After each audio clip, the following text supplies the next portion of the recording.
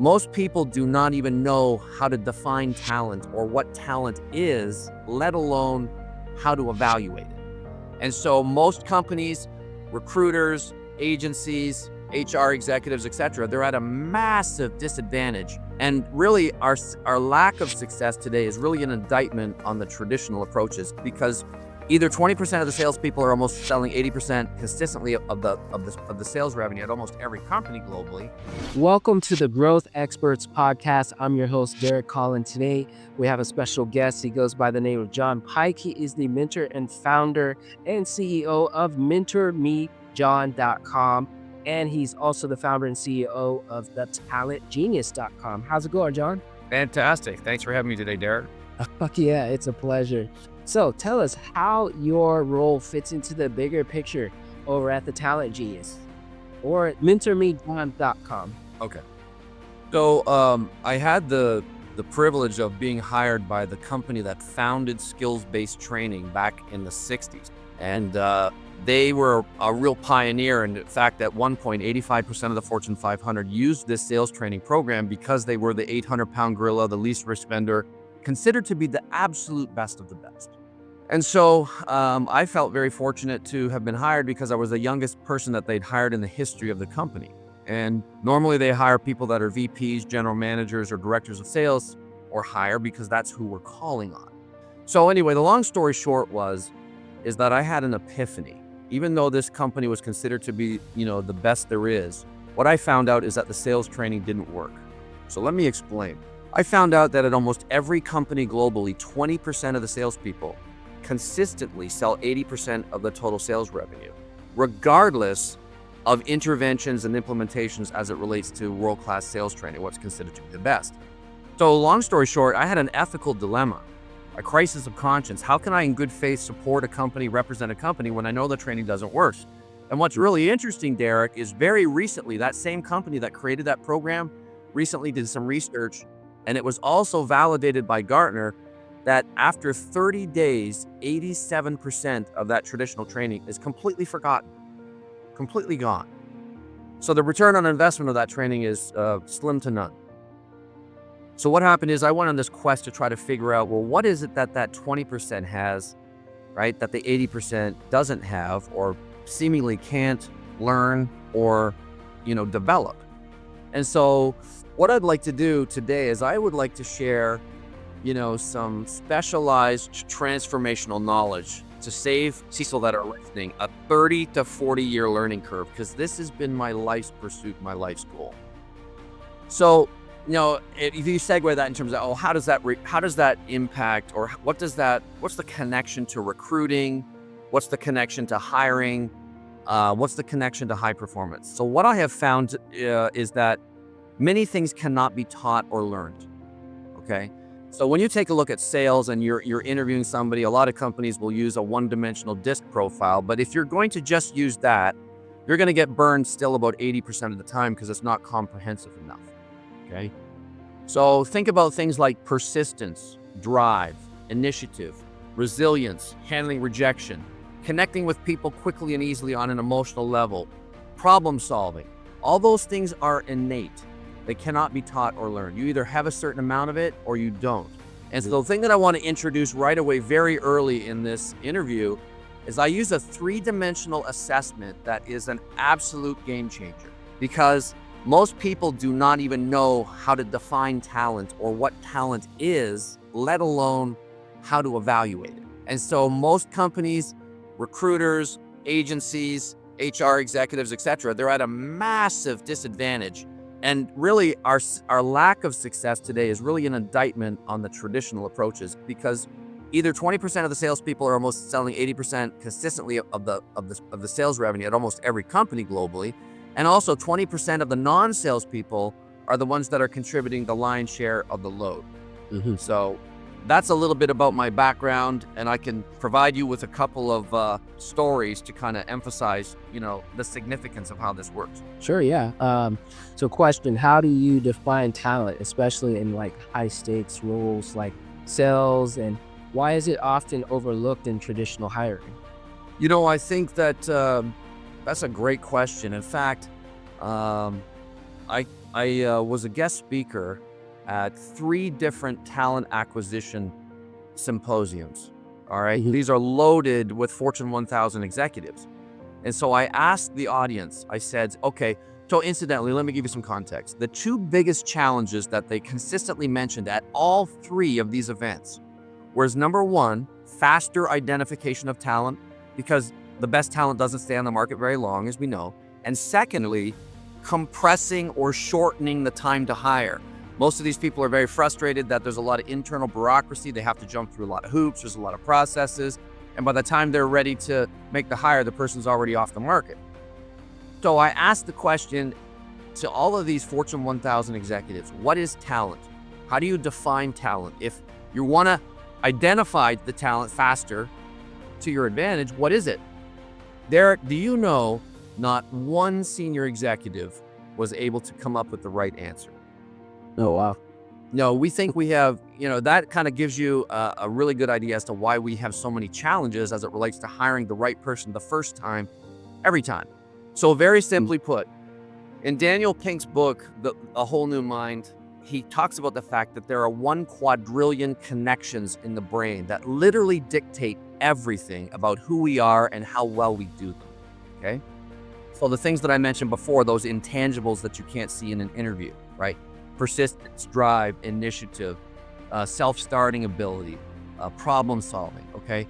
So really, what talent is, you were either born with it or it developed at a very early age in the neural pathways and the development of the brain.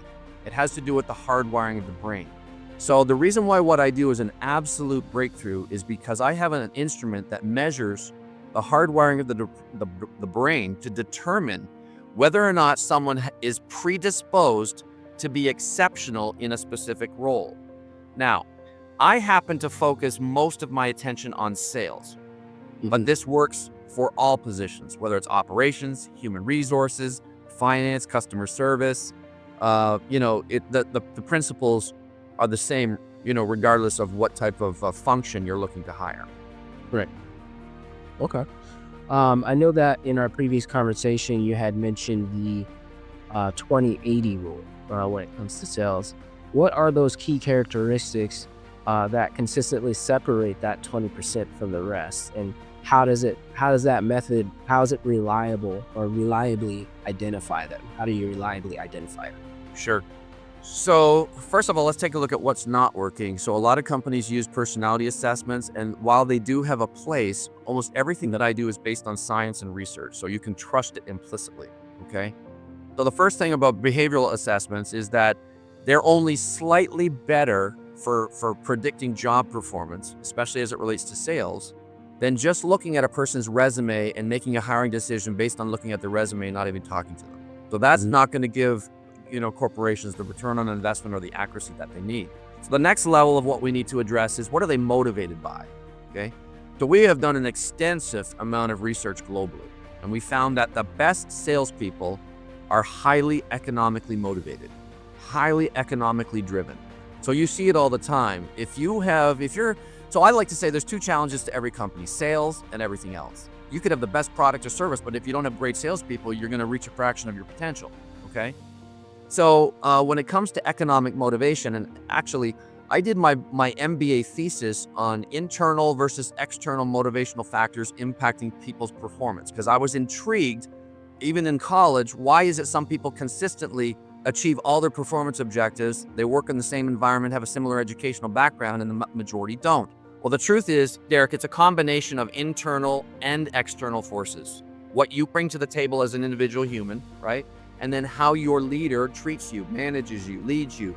And if they know how to create the ideal work environment based on what resonates with you, why you show up to work every day. And we give our clients that type of intelligence. So simply put, just because somebody has the gift of gab and is extroverted and outgoing, right, does not mean they're going to be successful in sales. Because people that have a low economic motivation, they will reach a level of contentment much, much earlier or sooner. So we've all been there. You hire somebody, they look the part, they say the right things, and then you're scratching your head after the fact saying, why isn't this person selling more, right? And that's part of the reason, is they do not have the right motivation. Another very important factor is the strength of their achievement drive. And this is, again, is something that we measure with our assessment. So if they are not highly economically motivated and they don't have a strong achievement, what does that really mean? What that really means is they have an extra couple of gears when it comes to having something to prove. When it has to being the best version of yourself, being a good team player, but wanting to be number one and pushing towards that end consistently. So you think about people on like Friday at noon, right? A lot of them are going to bump off and go to their boat, right, at the harbor and take it easy. Whereas the people that are highly economically motivated, that have a strong achievement drive, are going to stay in the game, even beyond 5 o'clock, because that's just how they're wired. So if you don't have access to these analytics, you are at a massive disadvantage. Now, so that's motivation. The most important thing is innate talent, or your strengths, your abilities, not skills, okay? So I was recently speaking at a conference with entrepreneurs, 400 of them, and I asked everybody to stand if they've ever put anybody on a performance improvement plan. Almost the entire room stood. The only people that didn't stand, I think, were their spouses or people that were on their team, right? So, but almost the entire room stands. Now I said, I want you to remain standing if, after putting somebody on a performance improvement plan, they suddenly and almost instantaneously made a significant correction and were performing at a high level to the point where you didn't have to let them go. They actually became a high performer. Eric, you can probably predict what happened. The entire room of 400 executives sat down, right? Look, first of all, according to Harvard, right, 80% of turnover has to do with poor hires. 80% of the time we are hiring the wrong person to begin with, and we're trying to bring them, or trying to make them something that they're not. Right. Now, the third category, first is personality, second is motivation or drive, and the third is innate talents. That is where Harvard did some research, and they found that 92% of the predicted correlation between high performance on the job has to do with a person's cognitive abilities, what you cannot see in an interview. And so that's where we get down to things like persistence, drive, initiative, resilience, and all those other factors that we measure. So literally, I can take, this is typically what I do, for companies. I say, look, give me your single best salesperson and give me one of the people that's the worst, okay? Don't tell me who's the high performer. I will have them take my assessment, and I will tell you who the high performer is and why they will continue to be a high performer, because they possess that unique blend of sales DNA, what I call the sales DNA. And I will also tell you why the low performer will never be a star in sales. Never. Because they lack the right hardwiring of the brain in order to be. I have never been wrong in more than 25 years. The scientific rigor and accuracy is so precise, it's impossible to be wrong. Yeah. So that's kind of like the transformational breakthrough. That's awesome, man. I mean, it sounds like like you guys are kind of, well, it sounds like you've developed a system in terms of assessments that has like a psychological aspect or background to it. I wanted to talk about, how were you able to really identify these hidden triggers and these innate abilities to really hone in on, certain specifics, like you mentioned, when someone is paying attention to like different personality types, and is this from an AI's perspective? Are you the human AI? How does AI stack up to that? Any thoughts? So what's interesting, Derek, is that this technology and proven science has been around for more than 5 decades, but hardly anybody knows about it. In fact, people far smarter than me. There's a guy that created one of the 3 assessments that I use. He was actually nominated for the Nobel Peace Prize and was going to win in a landslide, but regrettably he died, and you can't be deceased and win the award. This guy had a double PhD in transfinite mathematics. He was an absolute genius. Okay. Wow. And so that I'm kind of like the data is only as good as the expert that's interpreting the data. And so that's one of my superpowers, is building high performing teams, right? Yeah. And not just through hiring, but also elevating the performance of your existing staff to the highest extent. So let me just give you one example, okay? I was working with a company, it's a family-owned business. They had a guy that was a Fortune 500 executive running their sales as their EVP of sales. And I called on him and he was like very resistant, very skeptical. It kind of gave me the Heisman, right? Didn't want to move forward. Any good person in business development is not going to give up. So I went to one of his 7 RVPs and I asked that RVP to give me 3 people: your star, somebody that's mediocre or average, and then someone that's not performing. Okay. The long story short, Derek, was he went back to the EVP of sales and said, John just shared and revealed to me more about my people than I know about them after working with them for 4 years. Not only did he correctly identify who's my star and why, and who's really struggling and why, who the person is that's mediocre, right? He was able to tell me exactly why they are where they are and what to do to help each of those people improve. So what happened was the EVP decided to bring me into the company and help, and so I did some consulting with them. So because he was kind of skeptical, I evaluated all 40 salespeople, right, with this assessment. And he didn't ask me to do this, but I wanted to do this to elevate his level of confidence so that it would be at the highest possible level. So what I did is, just based on these analytics, I selected the top 10 people and said, these are your superstars. These are the top people that are producing most of your revenue. Okay.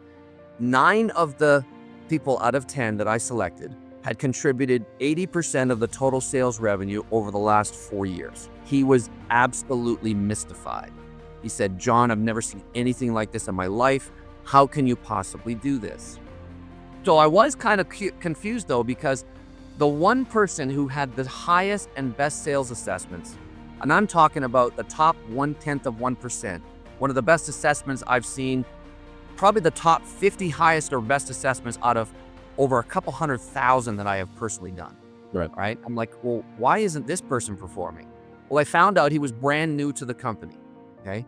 In his very first full year, he sold more than anyone in the 50-year history of the company. Oh, wow.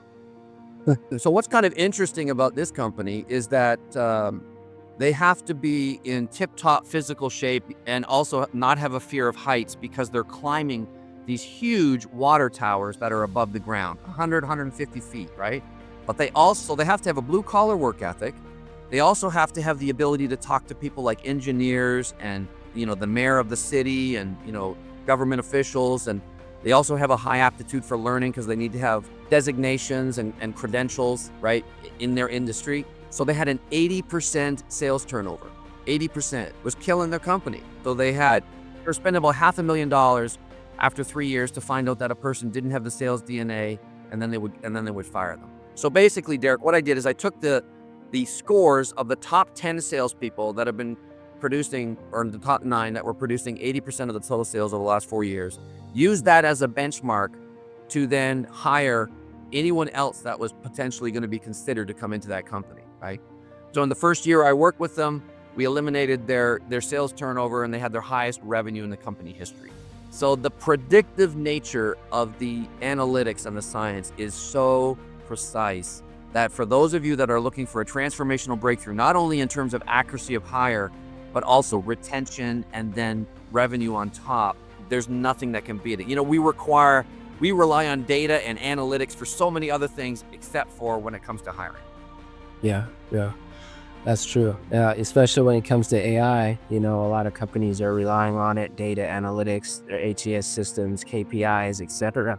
How many placements they're making. There's a lot of metrics that goes into that, but it seems like your metrics, instead of, if it's the sales isn't in your DNA, you're really just honing in on real specifics and focusing on what works and what doesn't in regards to percentages. And that's so that 80%, John, that was you who was able to kind of turn a new leaf for that company?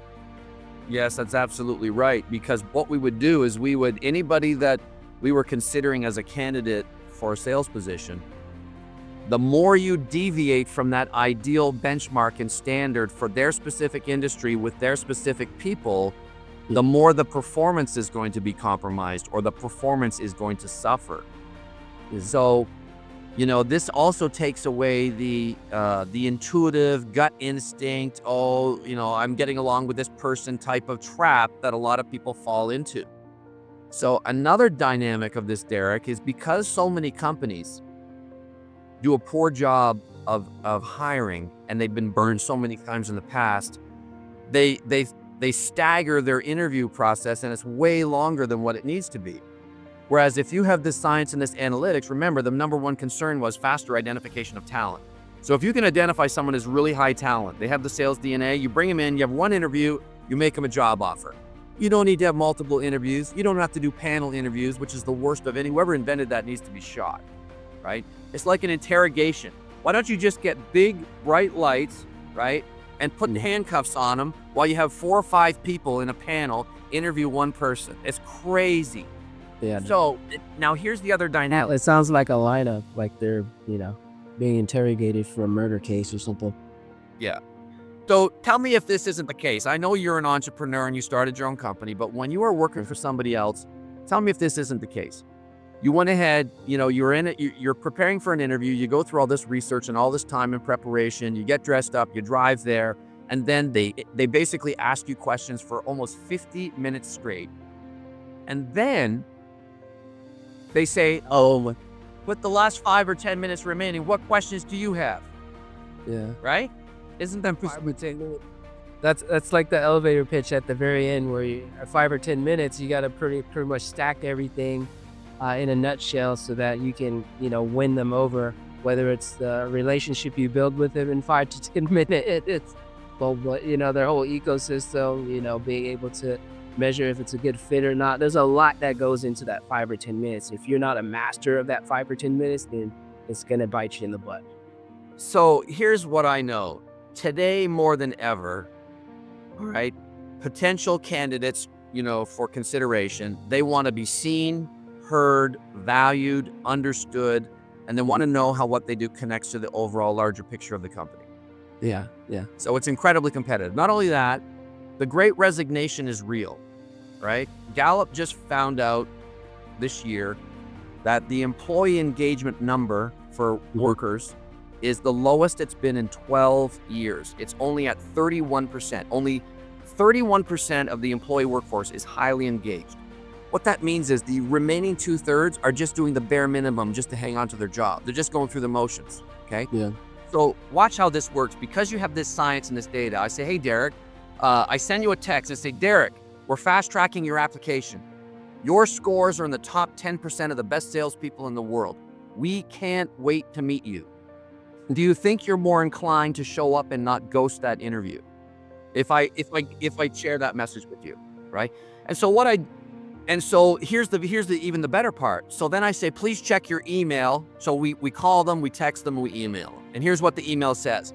The experience that you're going to have with us is going to be unlike anything else you've ever experienced before, right? We know that you're going to absolutely crush it because you have the sales DNA. You're in the top 10% of the highest performing salespeople globally. So because of that, we want you to come prepared as soon as the small talk is over.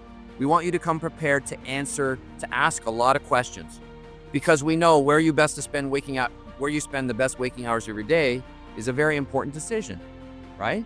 So instead of giving them the leftovers, only 5 or 10 minutes at the end, we give them about the first 30 minutes on the front end for them to ask questions, because we already know scientifically this person's going to be a star.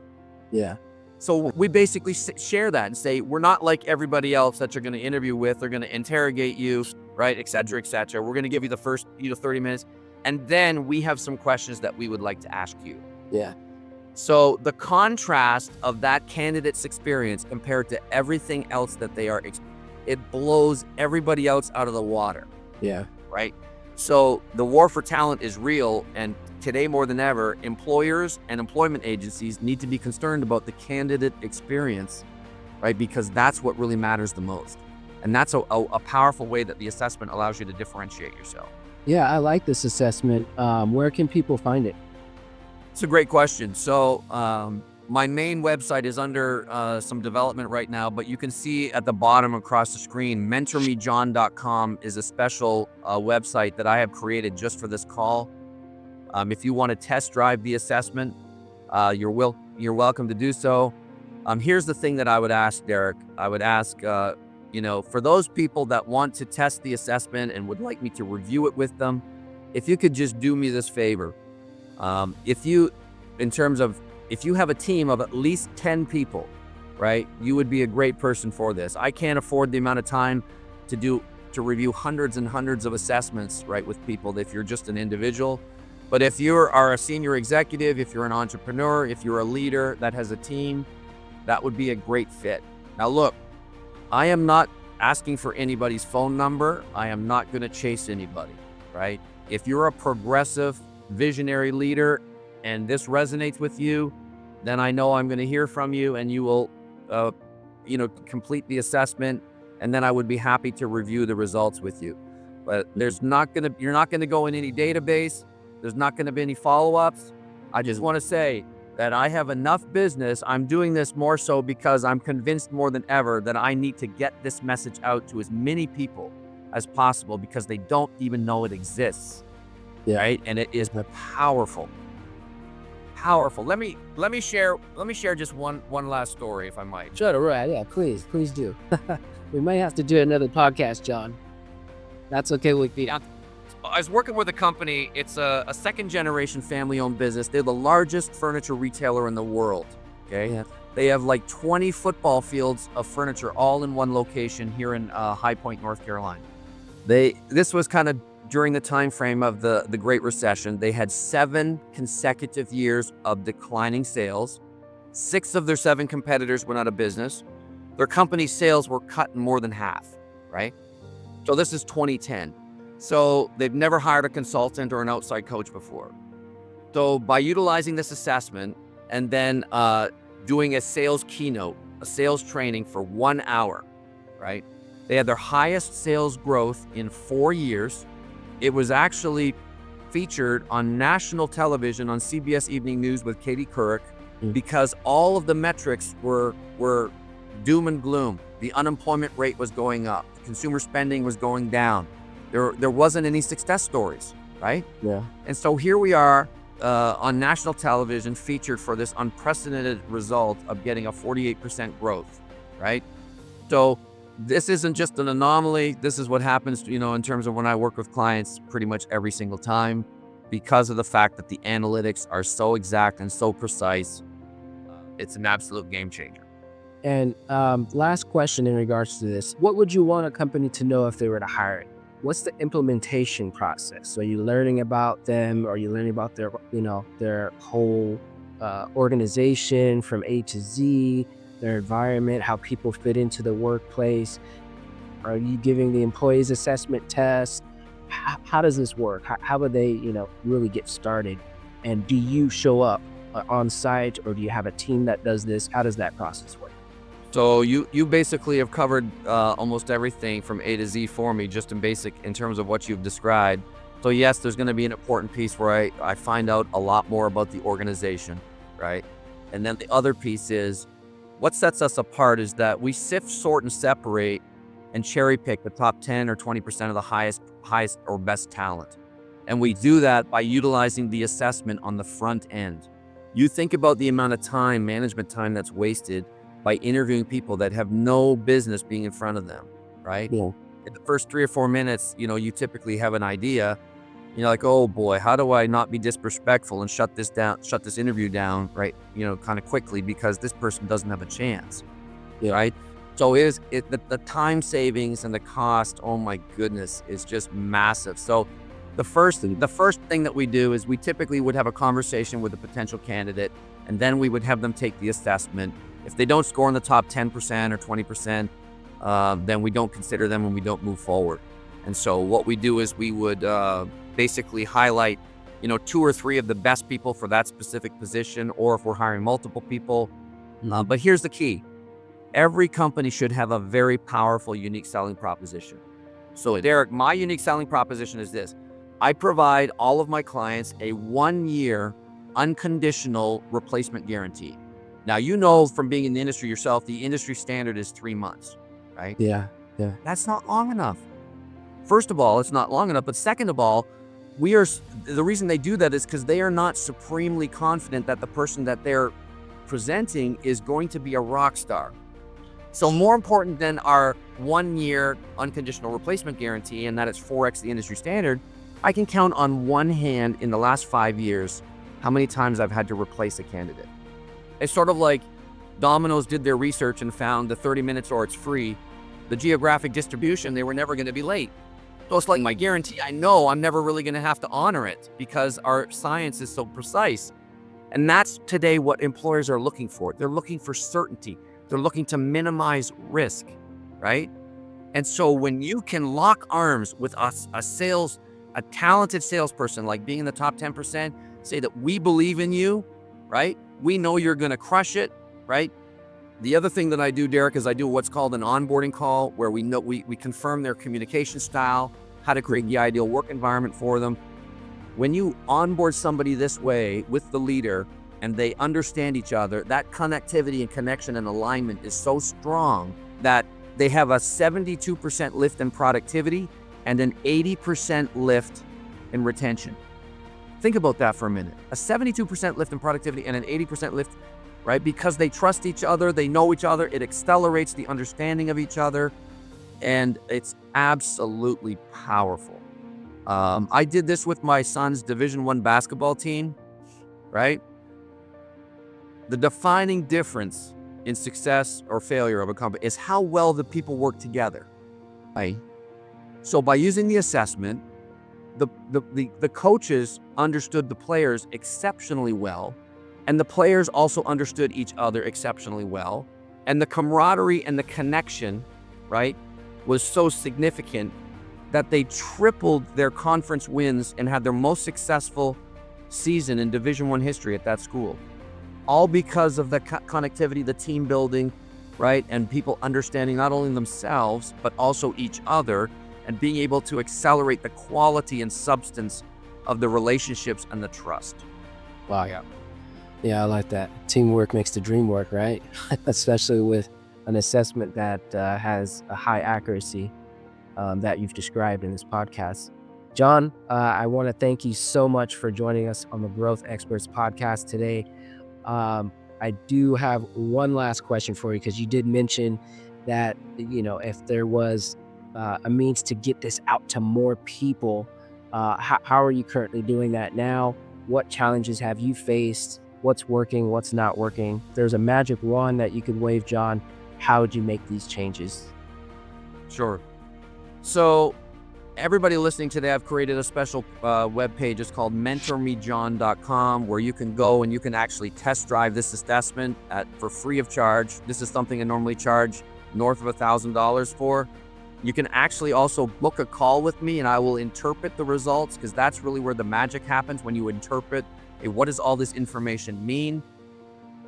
From what I have seen in terms of helping assess, train, and hire over 2 million people over the last 25 plus years, over 1 million of them in sales, is that the true nature of performance has to do with innate characteristics that you cannot see or evaluate in an interview. And if you are not using a 3-dimensional assessment that measures not only their personality, but their motivation and drive, and most important of all, 80% or more of the decision criteria should be on the person's innate talents, you are going to be doomed to reach only a fraction of your true potential, right?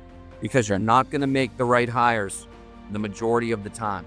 We consistently quadruple our clients' success rate to 80% and higher. Most people don't believe me because it sounds like a very outlandish claim, so I'm kind of careful. I even use a lower number. But here's what we know from research. If you just improve your hiring effectiveness by 25%, you will double your company's results. Boston Consulting Group found that you'll more than triple your revenue and more than double your profit if you have a hiring system that works well. And they also did a comparison. They found that companies that do a really good job of hiring, like I'm talking about, they have an average stock growth 10 times the S&P 500. 10 times. That's the Boston Consulting Group research. So we're talking about the single most important thing that is directly linked to the performance of your company in terms of revenue and profit, which is hiring the right people. You don't have to go it alone. You don't have to guess. You don't have to use intuition. You don't have to use panel interviews. You don't have to use multiple interviews. You can confidently make an offer to somebody and take them off the market quickly when you know they have the right talent. That's the game changer. And then one last thing, that information that you have allows you to develop uncommon trust-based relationships where there's psychological safety, there's mutual respect, there's mutual understanding. And as a result of that, they're going to flourish, they're going to thrive. You're equipping your leaders with how to best lead and communicate with each of the people on my team. Yeah. Okay. So I'll just leave with one last research study. Okay. Harvard did a 25-year research study, and there's not a whole lot of research studies that are that long in terms of duration. And they found that the single greatest contributor to a person's self-worth, self-esteem, and sense of well-being is their job.